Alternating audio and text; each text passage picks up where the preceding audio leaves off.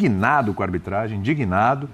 Realmente a gente já falou aqui, né? Que a gente viu, que a gente acompanhou, me parece meio absurda mesmo a expulsão. Acho que o Flamengo é super, ultra, mega blaster favorito no jogo de volta. Também inclusive acho. contra o Estudiantes. Muito. Já era mas a cara do primeiro tempo era pra gente estar falando aqui de... Que estava resolvido. É. Eu já estava preparando a minha abertura aqui, inclusive. Falei assim, vamos começar falando, o Flamengo está classificado. Foi o que você disse na redação. Não é? O torcedor do Flamengo, ele termina o jogo hoje assim...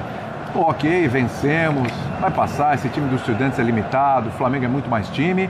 Ou termina o jogo irritado com uma expulsão, do meu ponto de vista, injusta, e ainda com esse gol no final aí que deixa o confronto meio que aberto, hein, Jailson? Tudo bem, querido? Tudo bem, bom dia, William, bom dia aos companheiros da bancada, bom dia aos fãs de... Bom dia, tô com... rapaz. Tô com Sport Center. Boa noite. Daqui a meia hora já é bom dia. Boa noite, repetindo, né? Boa noite, William. Boa noite aos companheiros da bancada, boa noite aos fãs de esporte. Acho que um misto, William. Acho que um misto de sentimento de que o Flamengo poderia ter matado o jogo, como você falou no início, avassalador, poderia ter feito mais gols, né? Ampliado aí a diferença no placar, não só o 2-0, poderia ter feito mais. E também a sensação de irritação por conta da expulsão do Plata, que eu também não entendi. Tô contigo nessa. E também por conta do gol aí no final, né? O gol sofrido no finalzinho já, ali quase nos acréscimos, ou nos acréscimos, não lembro o tempo exato, acho que estava 89. Toma um gol bobo, né? Cruzamento na área, o Carrillo ali na briga com os defensores do Flamengo acaba levando vantagem no bate-rebate.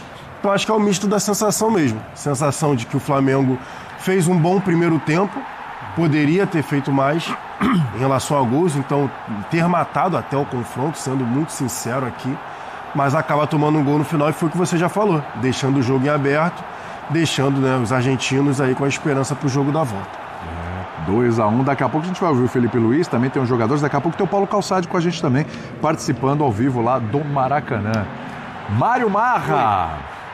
Rapaz, eu confesso que para mim o terceiro gol do Flamengo era questão de tempo, viu? O que deu errado, hein? Pouco tempo, você quer dizer? Pouco tempo. Então, William, concordo com você, boa noite aos companheiros, boa noite também aos fãs de esporte. O volume de jogo do Flamengo no primeiro tempo, eu estava assistindo o jogo do lado do Jailson ali, eu me lembro de uma hora olhar pro cronômetro, pro reloginho e pensar, olha, 25 minutos, pela primeira vez o Estudiantes conseguiu trocar passes no campo de ataque, organizar uma jogada. Depois aconteceu de novo aos 35, e ali era algo mais consciente, não era algo fruto de uma dividida, que a bola foi para lá, foi para cá, sobrou. Não, ou seja, a gente está falando de um primeiro tempo, né? De muito controle do Flamengo, além do controle, toda a diferença técnica, além disso, o jogo em casa, ou seja, o ingrediente era para a classificação ter saído hoje. Só que do outro lado, e eu acho que isso a gente tem que respeitar do futebol, o Estudiantes só ia conseguir equilibrar a partida se ele não era na capacidade técnica. Eu acho até que tem toda a diferença técnica. Tá tudo bem por aí? Tô ouvindo você aqui no nosso celular. Eu acho também. até que tem seu. bons jogadores, tudo, mas não dá para falar do mesmo nível técnico. O nível técnico do Flamengo é superior. O Estudiantes tinha que tentar equilibrar de alguma outra forma. E não é que o Estudiantes partiu para pancada, não é? O Estudiantes entrou mais concentrado no segundo tempo, diminuiu mais espaço.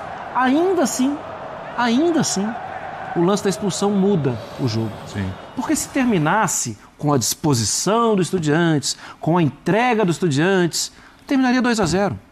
Mas a expulsão soma a entrega e tudo mais, e talvez um cansaço do Flamengo, ou geração do espaço, porque depois do gol, ainda, a bola ficou na área do Flamengo. Pois é. Então, poderia ter sido até mais emocionante. Eu não acho que... Eu só acho o seguinte, o confronto poderia estar terminado e agora ele não está terminado. Tem que respeitar um segundo jogo. Mas o Flamengo é muito favorito. Eu acho que o Flamengo é super, ultra, mega blaster favorito no jogo de volta. Também inclusive acho. contra o Estudiantes. Mas Já era Mas a antes de cara começar do esse primeiro jogo. tempo era pra gente estar falando aqui de... Que estava resolvido. É. Eu já estava preparando a minha abertura aqui, inclusive. Falei assim, vamos começar falando, o Flamengo está classificado. Foi o que você disse na redação. Não é? Sim. Flamengo está classificado. Flamengo está classificado, acabou a brincadeira. Acabou. Mas, claro, por respeito a uma diferença, futebol, jogo de volta e tal, na Argentina, a gente vai respeitar, não vai cravar. Mas para mim, repito, o Flamengo continua sendo super, ultra, blaster, mega, duper favorito contra o Estudiantes. Acabou. E eu acho que vai estar na semifinal o Flamengo. O Estudiantes vai precisar fazer muita coisa dar certo para os Estudiantes e muita coisa dar errado para o Flamengo não passar para a próxima fase.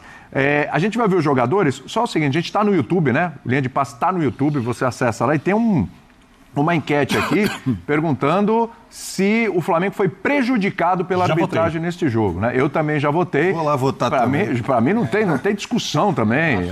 Acho que aqui vai ser unânime. Nossa, a gente... por isso não tem discussão, tem análise. A gente vai falar do lance, evidentemente, vai tentar ainda tentar entrar na cabeça do árbitro para tentar entender o que ele viu ali, o que ele interpretou daquele lance. Porque realmente é uma coisa, assim, para mim, absurda. Vamos ouvir os jogadores do Flamengo aí na saída do gramado e a gente volta para a discussão aqui. Daqui a pouco tem Calçade também. Como vocês saem do campo depois de abrir 2-0 com 10 minutos, pressionar bastante e muita reclamação da arbitragem também? Vocês pareciam bem inconformados assim, com a atuação do árbitro. Pô, acho que o resultado final foi muito condicionado pela arbitragem. Acho que os erros que foi cometido hoje prejudicou a gente imensamente. Agora a gente vai lá para a Argentina com placar que eles conseguiram um gol na nossa casa, mas que esse gol que eles fizeram aqui hoje vai muito na consequência do que a arbitragem fez no jogo. A expulsão sem sentido, faltas revertidas, amarelo que não são amarelos e pro time do Estudiantes nada. Esse que é o incrível, para nós tudo hoje, amarelo, falta revertida. E aqui para o Estudiantes nada, então a gente vai sair daqui muito prejudicado e agora é trabalhar, descansar, que agora tem brasileiro e focar no próximo jogo. Pedro, como o Flamengo sai aqui com esse sentimento que um primeiro tempo muito bom, abriu 2-0, no segundo tempo até mais nervoso, teve a questão da arbitragem, o Lino estava falando aqui, reclamando bastante, que sentimento sai também para o jogo de volta na Argentina? É claro que a gente não queria levar gol dentro de casa, fizemos um grande jogo nos 90 minutos, mas não tem que reclamar, não tem que baixar a cabeça, pelo contrário, foi uma vitória importante, agora é ir lá para a Argentina também buscar a vitória e conseguir essa classificação que é o que a gente quer e continuar fazendo esse jogo que a gente vem fazendo, com intensidade, buscando gol, buscando jogar bem e, como eu falei, focar no brasileiro e depois pensar neles. Valeu, obrigado. Varela, um golaço que você fez ali, marcou. O Flamengo abriu 2-0 com 10 minutos, parecia que ia ser uma daquelas noites espetaculares. É uma vitória, é uma vantagem, mas pelo segundo tempo, o gol sofrido, a expulsão do Plata, parecia a irritação de vocês com a maneira que o árbitro conduziu o jogo. Como é que você espera o jogo de volta? Primeiro, parabenizar aí a nosso time, fez um grande jogo. Primeiro tempo, tivemos a chance de ampliar aí o marcador, mas não conseguimos.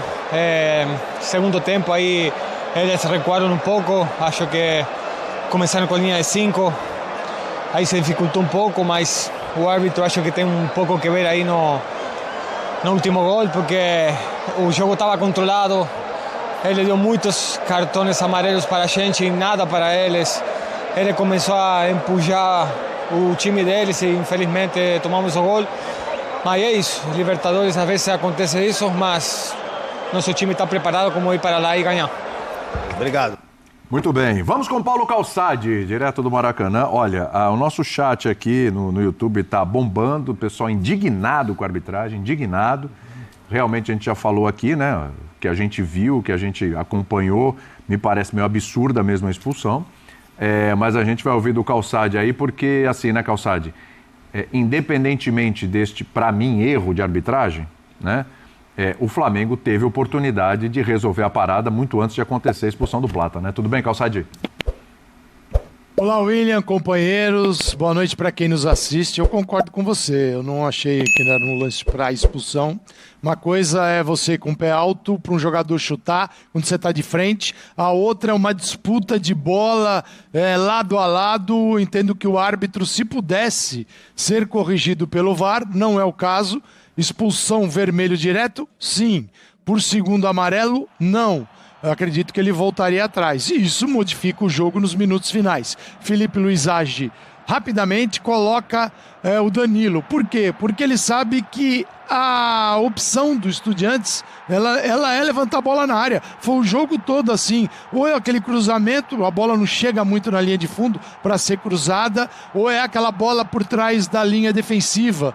Na primeira etapa isso aconteceu mais, quando o jogador tenta atacar o espaço, mas também não saiu o passe, porque o Flamengo marcou muito bem. O início foi ótimo, porque o Estudiantes estava perdido, sem recuperar a bola, sem trocar 3 passes na sequência, e isso atemorizava a equipe, que tinha problemas no lado direito com o Gomes, isso já era sabido, o Felipe Luiz sabia, um lateral que jogou uma partida na Libertadores, é reserva, tendo em cima dele Ayrton Lucas e Samuel Lino, tanto que o gol do Flamengo primeiro sai ali e sai com jogada também pelo lado esquerdo. O primeiro foi uma bola recuperada pelo Pedro, o segundo, sim, com o Ayrton Lucas. Mas o que acho que eu vejo que a gente pode debater, e o Felipe Luiz internamente, é esta alternância do Flamengo dentro do seu comportamento durante o jogo. Tudo bem, está com 2-0, ele pode dar um passo atrás estrategicamente para trazer o adversário, roda a bola, até encontrar uma saída para o contra-ataque. Isso não aconteceu como deveria, da forma que deveria acontecer. Então, se a equipe não está conseguindo, ela poderia subir e marcar um pouquinho mais na pressão, na saída, para poder recuperar a bola ali. Tentou fazer algo diferente, mas não deu certo. É legítimo, é uma escolha, é estratégia de jogo. Se funcionar, tudo bem. Quando funciona, perfeito, mas não funcionou como imaginava. E aí, no final do jogo, a expulsão condiciona uma mudança, porque aí vem a tropa de choque, o time passa a ser ofensivo, e ele veio, o Estudiantes, defensivamente para jogar. Não veio inicialmente com a linha de 5, porque o Eduardo Domingues tinha algumas dúvidas, faltavam alguns jogadores ali na última linha, ele ficou nessa dúvida, ele resolveu preencher o meio de campo. Por quê? Porque o Flamengo troca muitos passes ali, tem o Arrascaeta, colocou o Piove para marcar o Arrascaeta, mas não era o suficiente. E aí o Amondarain passou a ser o companheiro do Piove. Mas de olho no Plata e também no Varela, já que o Medina largava, Medina demorou muito para sair do jogo. Ele não fez absolutamente nada. Agora, este final do Estudiantes, eu acredito que vai ser um pouco daquilo que a gente vai ver no segundo jogo. Não tão assim atirada ao ataque, mas uma equipe certamente mais ofensiva, provavelmente com Palácios. O Flamengo ia com um resultado muito bom, mas era muito bom para a Argentina. Agora vai com um bom placar, 2-1. E muda completamente o discurso do Estudiantes durante a semana, né? Uma coisa era um 2-0, é possível, a torcida joga junto e tal. A outra coisa é fazer um gol para levar a partida para os pênaltis. E isso pode acontecer. Então, mas o Flamengo ainda é melhor e eu acredito que o Flamengo vai vencer lá também. Sem dúvida. Ô Bertozzi, pensando aqui, lembrando de alguns jogos do Flamengo, ele lembrou alguns momentos desta temporada, até alguns momentos recentes, né? A gente pegar, por exemplo, jogo contra o Santos, foi superior, não fez o gol, tomou 1-0. Jogo contra o Grêmio, meu Deus do céu, avassalador, com um golzinho só o tempo todo, tomou um empate. O próprio confronto contra o Atlético Mineiro, jogo de superioridade, um dos confrontos, né, que teve pelo Campeonato Brasileiro, Copa do Brasil também melhor, toma gol. Hoje o Flamengo parece que abraçou de novo esse Flamengo desses jogos, né? Porque, embora tenha aberto 2-0, teve amplas chances de fazer muito mais e lembrou um pouquinho esse Flamengo aí que não torce a faca, né? Impressionante. Tudo bem, William? Boa noite. Tudo bem, Bertozzi? Tudo bem, companheiros, fãs de esportes. Mas assim, eu acho que 2-0 para um confronto de 180 minutos também, acho que é uma vantagem que você não pode tratar como desprezível, né? É claro que... Acabou que não foi essa não vantagem. Não foi. Né? Mas aí a gente vai... tomando o golzinho. Daqui a pouco a gente vai chegar no ponto nevrálgico da noite, né? Ponto nevrálgico. Você sabe que... Você gosta. Não, porque eu já estava preparado para comentar um 4-5-0 aqui, de verdade. Quando saiu o segundo gol... falei, cara, hoje o Estudiantes vai sair do Maracanã com uma sacola. Porque o Flamengo tem capacidade de fazer uma goleada histórica aqui hoje e o Estudiantes que se prepare. Estava na mesma pegada que você. E de fato poderia ter acontecido, né? O Flamengo teve volume de jogo no primeiro tempo para fazer uns 3, 4 gols, não fez. No segundo tempo é verdade que não estava com pinta de que sairiam mais gols, né? O volume não estava tanto assim, o Flamengo estava mais em modo administração. Mas também não estava com pinta de que o Estudiantes ia fazer o gol até a expulsão. Então a expulsão sim é um fator determinante. Tem um amigo meu que está do seu lado esquerdo aí, que gosta de falar que que não tem injustiça se não tem interferência da arbitragem. Então eu acho que hoje... Falou isso hoje na redação. Então eu acho que se a diferença é de um gol hoje, ela é injusta.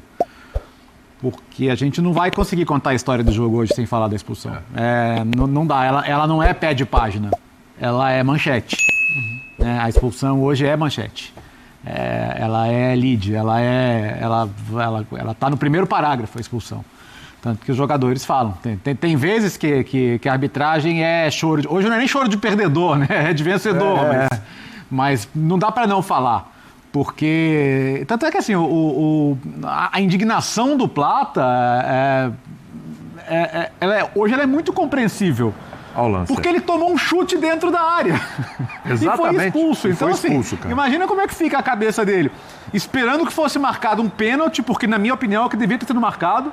Tá? Já vou adiantar. Você sai do 3-0 pro 2-1. Isso. E até por isso acho que o lance deveria ter sido revisado. Porque o segundo amarelo não é possível revisão, mas o pênalti sim. Né? Inclusive, acho eu que... Só se foi fora da área. A única coisa que explica que não tem sido revisão. Pelo amor de Deus. Se for dentro da área, isso aí é pênalti.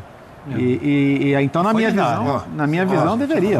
Foi dentro da área, não foi? Não foi. Não foi? Só se foi em cima da linha, Não foi. mas pra saindo. Mas enfim, eu entendi o que o Bertozzi está falando. Porque se fosse dentro da área, cabia a revisão.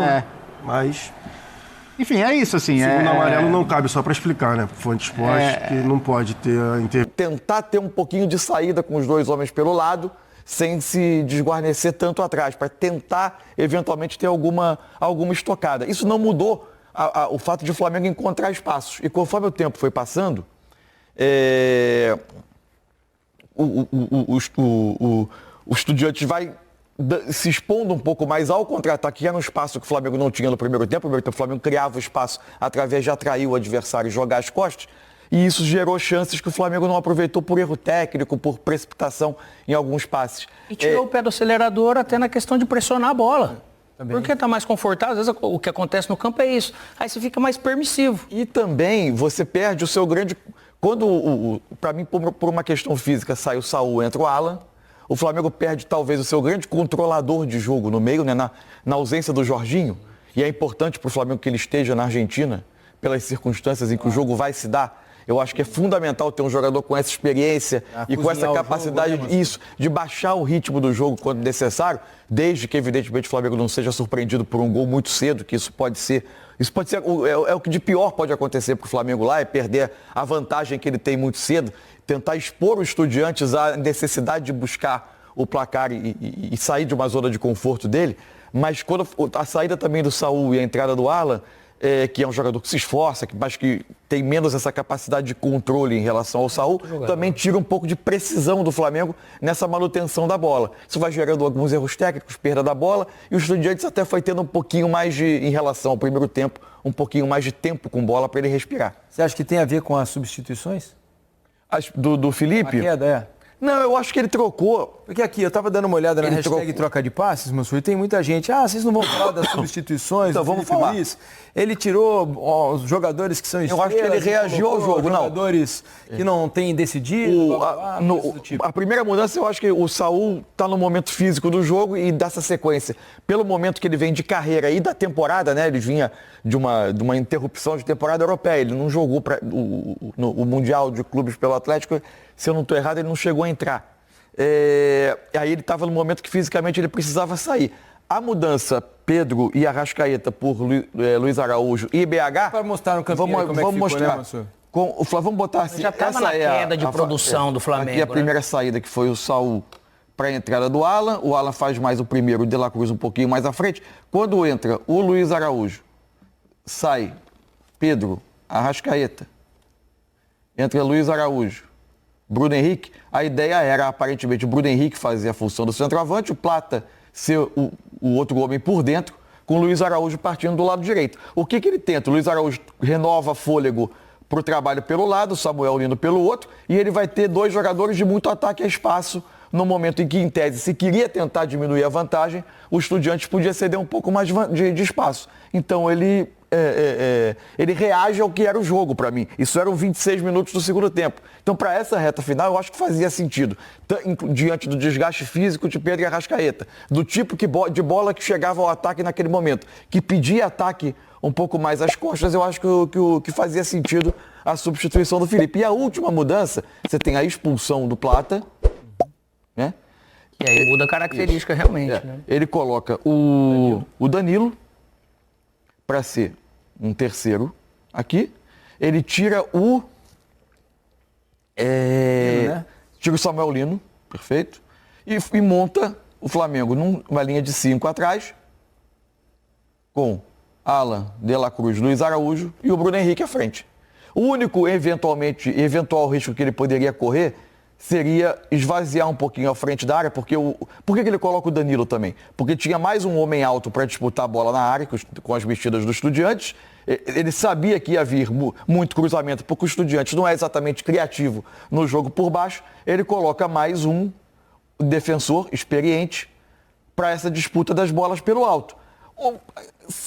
Ele pode ter esvaziado um pouquinho essa zona aqui da frente da área, de onde vem o cruzamento. Mas você está com 10, se o futebol naturalmente já é um cobertor curto, você está exposto a determinados tipos de risco. Não significa que o ala do lado em que sai o cruzamento não possa sair, que o jogador possa fechar o espaço. Aconteceu a disputa de bola, ela acaba sobrando para o jogador do Estudiantes e sai o gol. E não é normalizar uma queda de produção como, pode acontecer. Lógico, o Flamengo, ele piorou.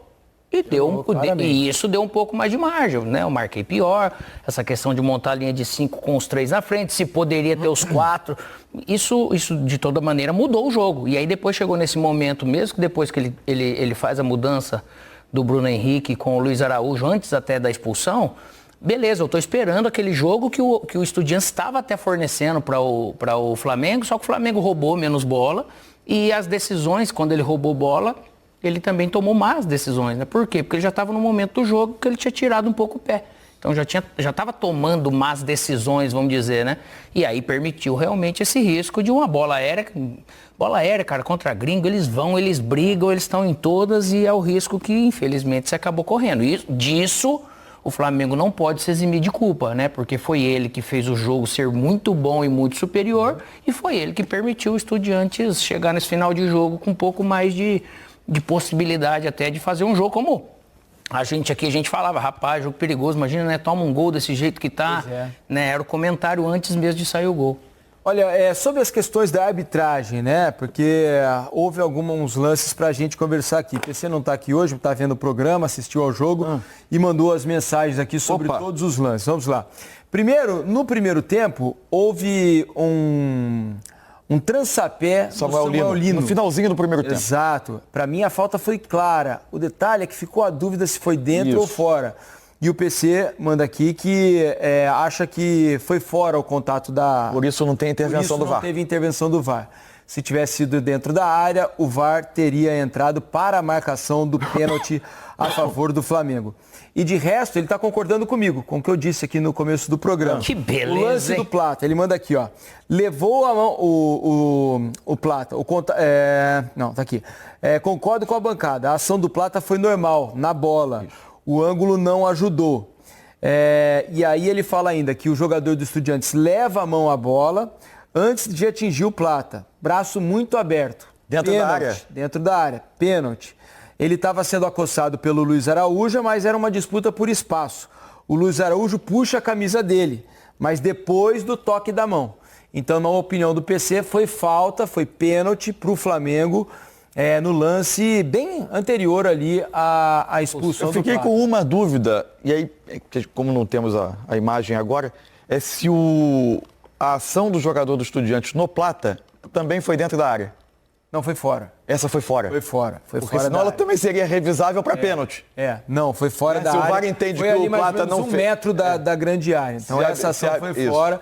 Acho que a falta foi no Plata, né? Houve um erro da arbitragem, claro, ali. A falta foi no Plata. E para mim, né, houve o pênalti, assim, o PC concordou, houve o pênalti a favor do Flamengo. O braço estava aberto aqui, ele dá um soco, toque na bola, um pouquinho aqui, atrapalha muda a trajetória. O Luiz Araújo, que estava disputando, né, ali, o Luiz Araújo até estica o pé, o braço dá um soco antes aqui e atrapalha o jogador do Flamengo. Então, erro grave da arbitragem ao não marcar o pênalti a favor do Flamengo e ao expulsar o Plata. O pior até, pior do que talvez a expulsão de hoje seja perder o Plata para o jogo da volta, né? Porque o Plata... eu acho esse jogador tipo de jogo muito interessante, muito inteligente para esse tipo de jogo, ajuda demais, tanto na parte da recomposição, quanto no ataque lá na frente, para receber a bola em profundidade. Ele tem boa velocidade, pressiona muito bem os zagueiros adversários e eu acho que vai fazer falta no jogo da Argentina. Né? Eu estava me preparando durante o jogo para um debate que eu acho que vai acontecer, que era se seria Pedro ou Bruno Henrique. Pelo tipo de jogo. Sim. Agora, eu acho que a presença do Bruno Henrique no jogo é quase uma certeza, né? A gente não sabe Araújo, né? Se com o Pedro ou com o Luiz Araújo, exatamente. Essa vai ser a grande dúvida. Alex, você vê, assim, muito risco do Flamengo não conseguir passar pelos Estudiantes no jogo na Argentina? Porque, assim, foi flagrante hoje a diferença técnica entre os times, né? O Flamengo jogando aqui ou na Argentina, para mim, pelo menos, é bastante favorito. Mas como é futebol, né, tudo pode acontecer. E a diferença acabou ficando... Muito risco tem, é fato. Você vai decidir fora de casa, né? Se fosse o Flamengo decidir dentro de casa, acho que seria muito mais tranquilo nesse sentido. Mas o risco tem, até porque você pega uma decisão dessa do árbitro, igual eu falo de novo, às vezes não é má intenção, nem nada, é erro. Tem alguma coisa que pode acontecer ali no começo de jogo e tudo muda, pode ter algum expulso seu, então por isso que quando você tem a oportunidade de matar realmente no jogo e decidir realmente num jogo como foi hoje, você leva menos, quanto menos risco você puder levar para um jogo desse fora de casa, tranquilo. Tem um risco, mas eu acho que é um risco pequeno, é difícil falar. O risco ele aumenta, mas ainda a superioridade do Flamengo, acho que até o Flamengo, esse Flamengo é muito cascudo, né? Uhum. É muito jogador muito bom, já muito experiente, um treinador que viveu muitos momentos, então sabe preparar bem para esses momentos decisivos aí. Alex, você que jogou, me explica uma coisa, que às vezes eu estou assistindo, né, e tenho alguma dificuldade para entender. Assistindo aos jogos aqui essa semana, não vou nem falar mais para trás não, jogos que aconteceram nessa semana, e a gente assistindo jogos normalmente da Champions League, da Premier League, eu tenho a impressão, vocês podem me corrigir se acharem que eu estou falando alguma bobagem, acho que acontece menos. A questão dessa mudança tão grande, às vezes, de comportamento de um time, de um tempo para outro. Quando a gente assiste, né, na Champions League, por exemplo, um time que é muito superior ao outro, ele amassa praticamente o jogo inteiro. Você curta os momentos ali em que o adversário, né, vai tentar alguma coisa, mas ele vai amassar os 90 minutos. E aqui na América do Sul, especialmente falando agora sobre os times brasileiros, nesse caso, percebo que essa variação acontece com muito mais frequência. Para citar 3 exemplos, aconteceram nessa semana. O primeiro tempo espetacular do Botafogo contra o Mirassol e um segundo tempo muito ruim. Um primeiro tempo espetacular do Palmeiras contra o River Plate. Um segundo tempo menos bom, né? Bem menos bom, mais sofrido. Um primeiro tempo espetacular do Flamengo contra o Estudiantes. E um segundo tempo também muito menos bom. Você tem alguma explicação? Porque a impressão que eu tenho, primeiro se você concorda, que lá os grandes contra os menos fortes conseguem manter um nível de superioridade por um tempo maior? Não, você tá perfeito. E aqui só não dá para falar que o brasileiro se dispersa muito porque os clubes estão tomados por gringos, né? Por estrangeiros, Mas aqui no Brasil é fato, é o que acontece. Se a gente for pegar até propriamente o Mirassol, que vem fazendo também fez primeiro tempo ruim, porque o Botafogo foi bem, e o segundo tempo você vem e desperta. É uma explicação difícil do porquê se desliga, se tira o pé do acelerador, se baixa a guarda tão facilmente aqui, aqui nos times brasileiros, vamos dizer, né? Você tem uma explicação, Mansur? Primeiro, se você concorda, nem sei se você concorda. Eu não tenho a convicção Como a gente de mandar que, isso para estudo na NASA? de que isso é uma... Assim, comecei a me ver a cabeça aqui, inúmeras viradas e mudanças de placar, grandes em Champions, Sim, acontece, mas o que assim, em jogos que tem uma diferença clara entre os times, eu acho que acontece com menos frequência. Você, por exemplo, vai ver o Real Madrid jogar contra o Girona. Mas a disparidade é maior que aqui, né? Não, maior, mas assim, o Flamengo tem uma disparidade enorme contra os Estudiantes, por exemplo. Sim, mas o jogo não virou dessa forma. Não, mas assim... O Botafogo em relação ao Mirassol. O Mirassol está na frente os dois estavam em uma disputa direta de posição do Campeonato Brasileiro. Na teoria, a disparidade financeira, técnica é enorme. Sim, mas se enfrentaram dois times ontem que estão disputando a posição ponto a ponto no Brasileiro. O momento deles é parecido. Mas você não concorda que é uma diferença em termos de jogadores, potencial? Quando você contrata um jogador, o Botafogo contrata jogadores de 20 milhões de euros. Isso, mas aí... o Mirassol contrata jogadores de R$1 milhão. Jogos virarem brutalmente, eu acho que acontece em todos os campeonatos. Eu não sei, eu não tenho a convicção de que é mais comum aqui. Eu tenho a impressão que os times grandes lá são muito mais regulares. Mas aí eu acho que até tem uma questão cultural, né? Você queira ou não, para isso. De chegar lá fora, aqui no Brasil, parece que você precisa ter algo mais sanguíneo e tal para poder trair, porque seja num dia a dia de treinamento, né? Falando do nosso ambiente de vestiário e tudo, né? E de jogo e de treino. Lá fora parece que é menos, parece que todo mundo já tem essa questão, né? Eu acho que também é um pouco cultural.